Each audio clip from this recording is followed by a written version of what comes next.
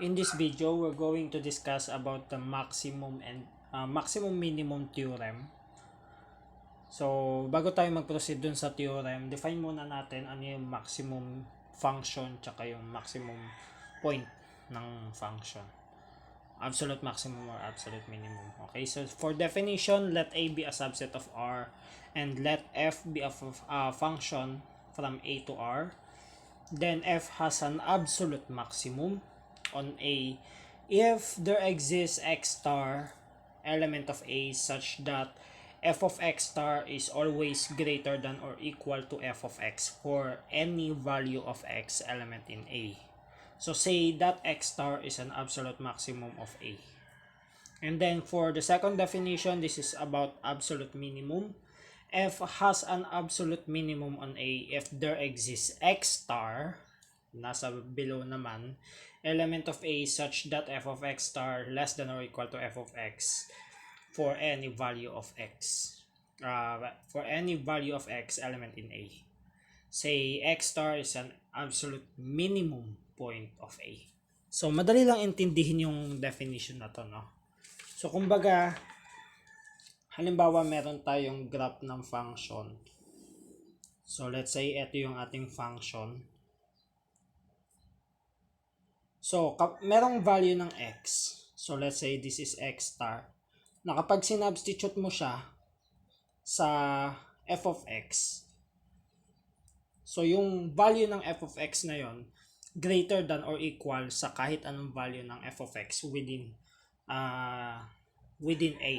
Okay, sa loob ng A or sa loob ng domain. Okay, so this is the absolute maximum. And then meron ding value ng, say this is f of X. And then for the absolute minimum, so this one, so merong X star naman below na kapag sinubstitute mo sa function sa F, okay, so ang lalabas ay yung value ng function which is less than or equal sa kahit anong value ng f of X, sa lahat ng value ng f of X. So this is f of, so ito yung absolute minimum. So ganun lang siya kasimple. Okay, so let's have the maximum minimum theorem o mas kilala natin sa tawag na extreme value theorem. So let I be a closed bounded interval a comma b and f be continuous on I, then f has an absolute maximum and an absolute minimum on I. Okay, so sa madaling salita, kapag closed and bounded interval yung domain, tapos continuous yung function sa domain, automatic may absolute maximum yung function, tsaka may absolute minimum. So yun yung gustong sabihin ng extreme value theorem. So i-prove natin siya. Okay, so dalawa yung dapat nating i-prove dito. Dapat ma-prove natin na meron siyang absolute maximum, tapos dapat meron din siyang absolute minimum. Okay? So for our proof,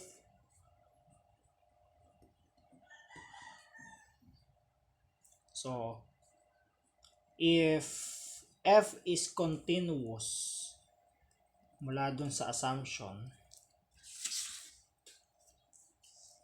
on I, then ibig sabihin nun,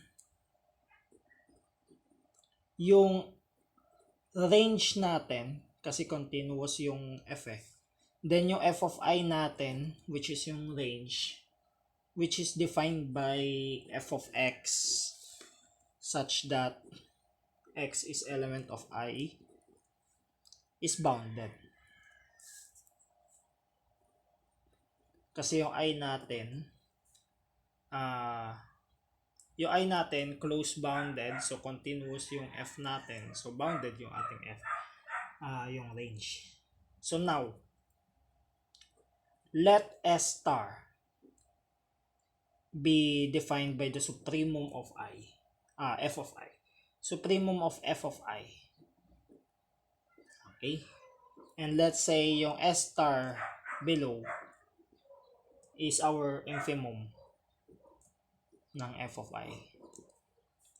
So, ang goal natin dito, so we have to show, number 1, may mag-exist na number or value sa loob ng I, which is yung pinakamalaking value natin. So, yun yung symbol natin sa x star. Such that the function or f of x star is equal to s star. And at the same time, kailangan din nating ma-prove na may mag-exist ding value sa loob ng interval natin such that yung f of x star na yon ay equal sa infimum. Okay, so sa madaling salita, kailangan nating mapakita na yung supremum tsaka yung infimum nasa loob ng f of x. Okay? Or yung supremum or infimum, range siya. Okay?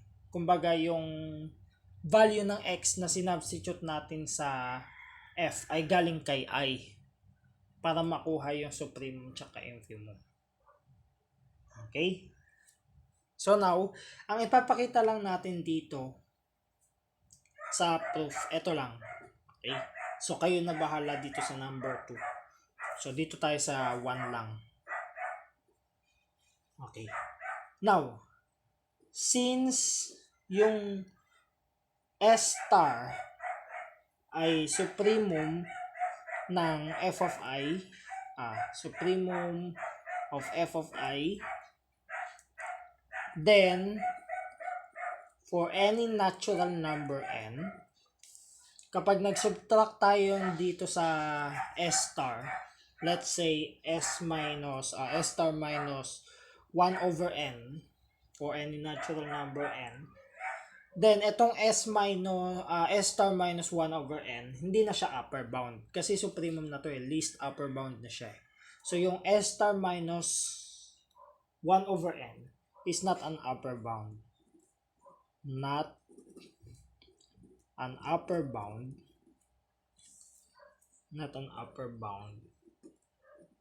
for f of I. So by definition ng upper bound, so kapag hindi na siya upper bound, meron tayong value ng f of x na mas malaki dito sa s star minus 1 over n. Okay? So there exists, so let's say x sub n, element of I, such that S star minus 1 over n is less than or equal to f of x sub n, which is less than or equal to our supremum for any natural number n. Okay?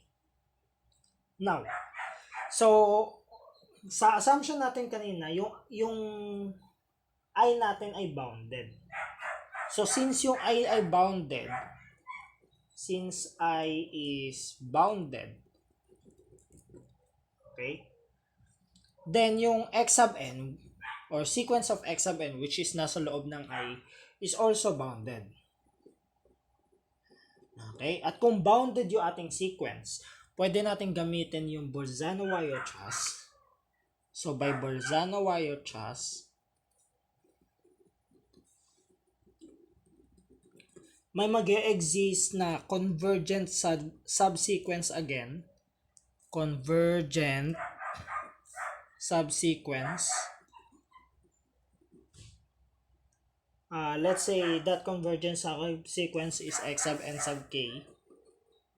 And kung convergent siya, let's say yung limit niya, limit ng x sub n sub k is x star.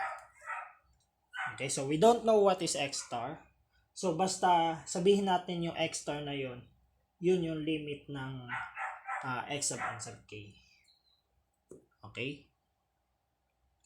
Now, since yung I natin is close, and dito nag-a-approach yung limit ng x sub n sub k, yung sa x star, so therefore yung x star na to ay nasa loob ng I. Okay? Kasi dyan, yan yung limit ng x sub n sub k. Dyan nag-a-approach yung subsequence. Okay? Kaya yung x star na yan, nasa loob ng I. Okay? Now, since yung I natin ay, or since yung f natin continuous, so, since f is continuous, then, yung limit ng f of x sub n sub k ay mismo yung f of x star. Kasi kung yung x sub n sub k nag-approach sa x star, then dapat yung limit din ng f of x sub n sub k ay equal din sa value na f of x star, since yung f natin ay continuous. By definition of continuous function, continuity at a point. Okay, so that means now we have s star minus 1 over n. So this is less than or equal to f of x sub n. And this is also less than s star. So ito, galing dito yan. So this one implies, take note that f of x sub n, ang subsequence niya ay ito, f of x sub n sub k. So that means s star minus 1 over n is less than or equal to f of x sub n sub k less than or equal to s star. So dito pwede natin siyang gamitan ng squeeze theorem or sandwich theorem. So by squeeze theorem or sandwich theorem, so for any natural number n, so for all n element of set of natural numbers, kapag sinubstitute natin dito yung values, i-increase natin yung value ng n. Okay? So, anong mangyayari dito sa 1 over n? Saan nag-a-approach yung s star minus 1 over n? Itong 1 over n mag-a-approach sa 0. So, that means yung s star minus 1 over n, mag-a-approach siya sa s star. Okay? So, s star minus 1 over n approaches s star. And of course, yung s star approaches s star. Okay? Which implies, by squeeze theorem, itong pinakamababa nag-a-approach sa s star, ito nag-a-approach sa s star. So therefore yung sequence tong f of x sub n sub k mag-a-approach sa s star. Okay, so gawin natin sequence yan. Okay? Now, as you can see, yung sequence ng f of x sub n sub k nag-a-approach sa s star. So therefore, yung limit ng f of x sub n sub k is equal, which is equal to f of x star. Okay? So yun yung inano natin yung limit niya dito mula dito, limit ng f of x sub n sub k equal sa f of x star since continuous yung f. And which is equal, doon din nag-a-approach yung sa s star. So this is equal to s star. Okay? And ito na yung kailangan nating i-prove. Or na-prove na natin yung number 1. Okay? So ganun lang siya ka-simple. This is done. So, pwede nyo rin gamitin yung idea na to prove number 2 for infimum. So, almost the same lang naman yung proof nila.